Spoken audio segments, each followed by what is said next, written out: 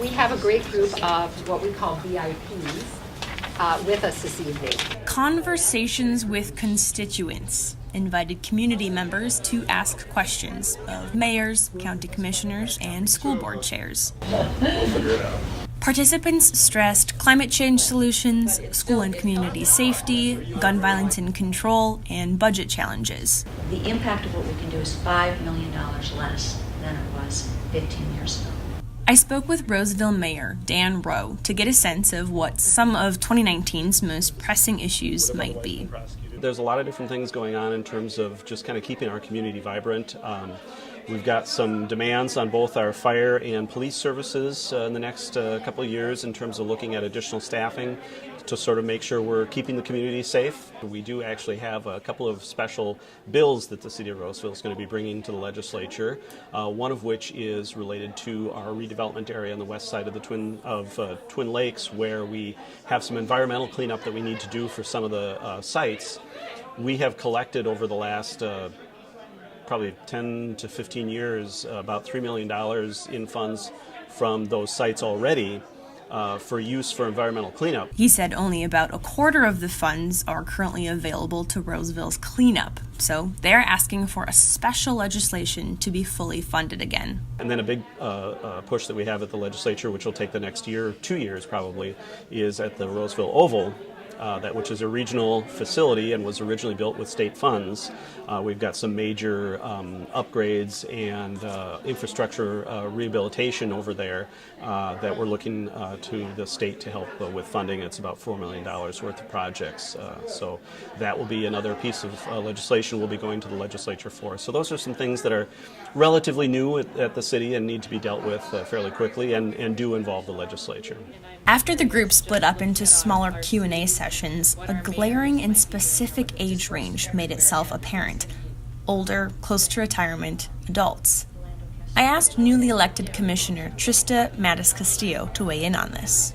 There's an older generation that is engaged and active. Some of that is, it is a Tuesday evening at 6:30, and I know for me I had to get a babysitter and I had to juggle with kids' schedules and other events, so there's a lot of conflicting things. So I think that oftentimes, people who are able to participate tend to be retirees. And I always encourage young folks, our kind of, millennial generation, Generation X, right, to say it is important that we get involved and pay attention now.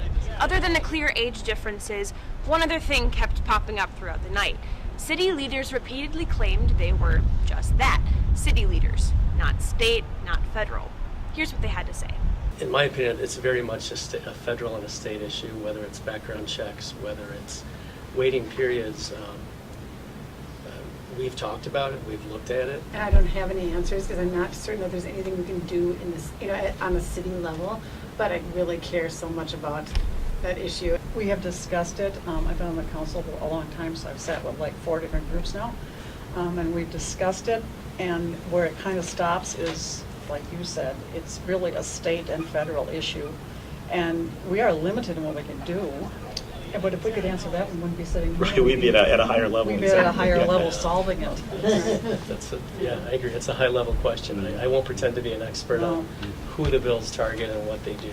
That stuff doesn't come up. We're busy talking about comp plans and environmental sustainability.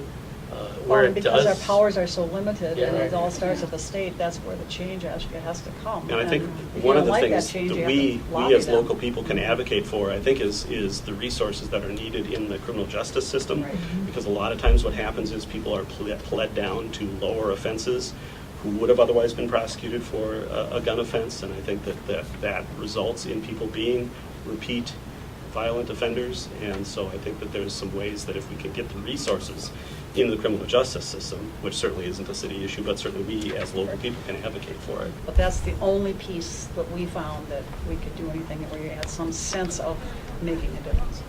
Anytime there's a felony, it gets kicked up to Ramsey County. We only do the misdemeanors and at our level.